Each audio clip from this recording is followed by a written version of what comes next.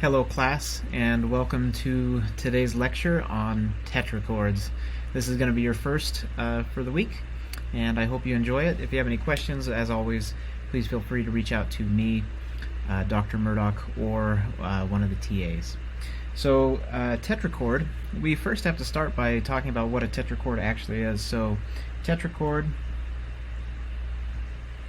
it's not something that you're going to get in other music theory classes. This is something that's pretty unique to us. But tetrachords are a four-note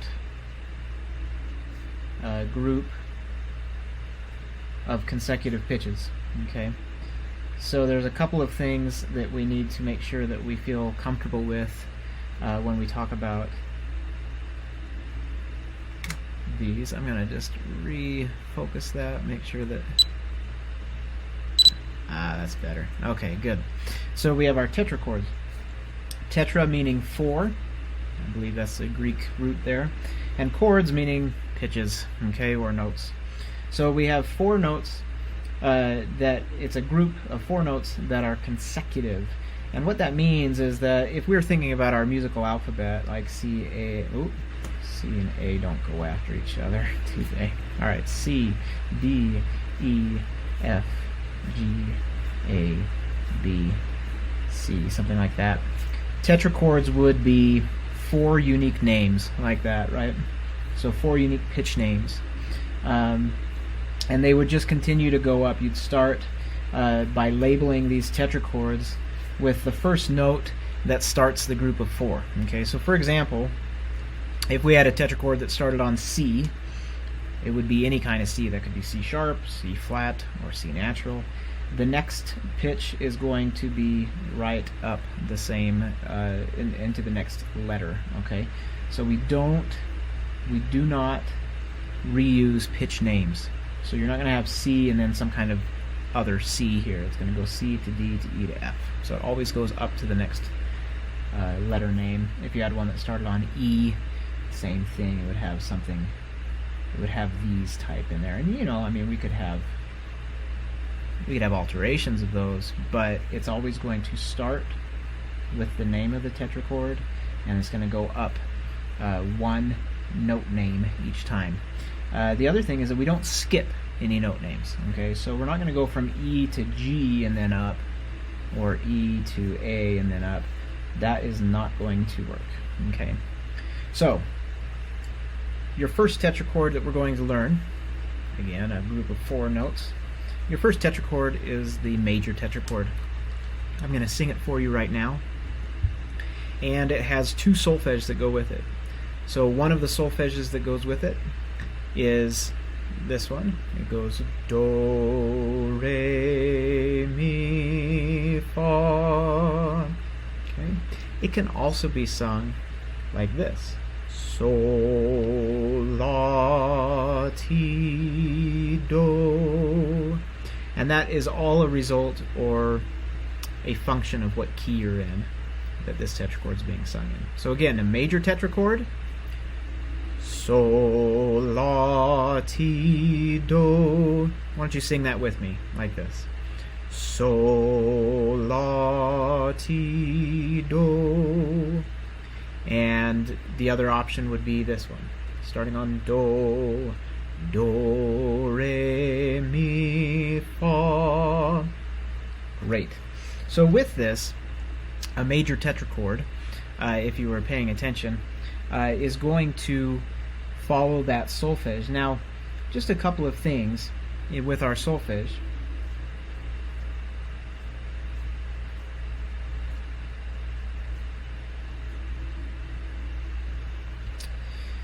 There are a couple of spaces here that are closer than others. And if you think about, say, the piano as an example, I could go through here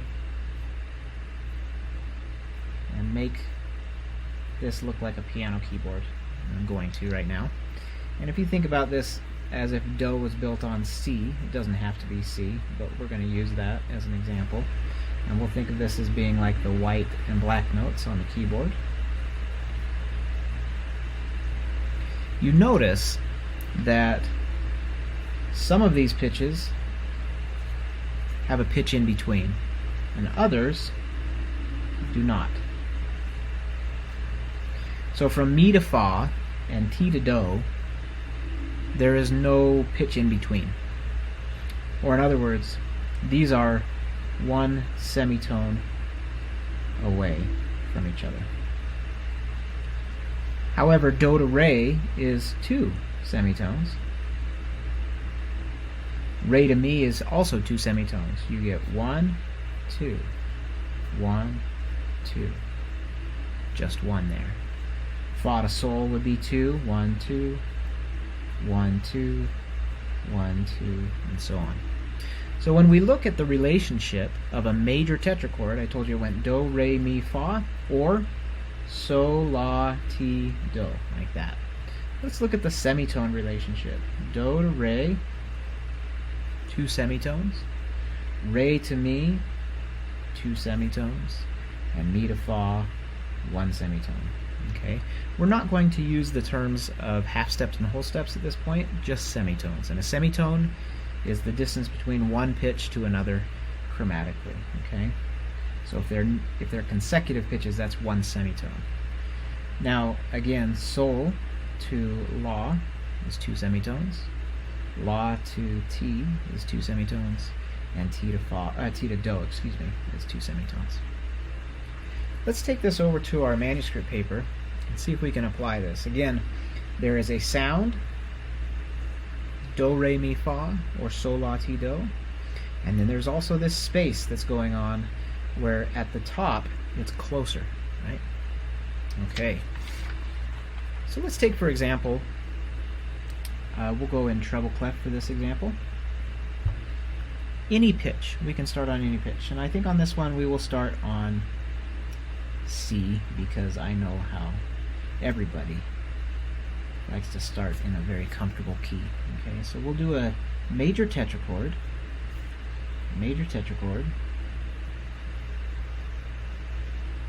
which has the semitone relationship of 2, 2, 1, the semitones.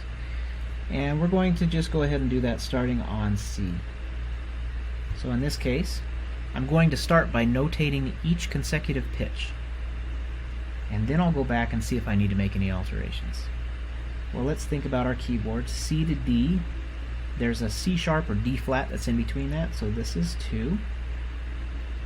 D to E, also 2. There's a D sharp or E flat. But E to F, we know are right next to each other. So this one has the semitone relationship, and so we have a C major tetrachord. Let's try another one. How about if we were to build this on, let's say, E flat? Okay. I'll start first by notating my pitches in consecutive order. So I get an E of some type, an F of some type, and I might have to alter these, a G of some type, and then an A of some type. Now let's check my semitone relationship. Well, E flat to F, I think back to my keyboard that I had here,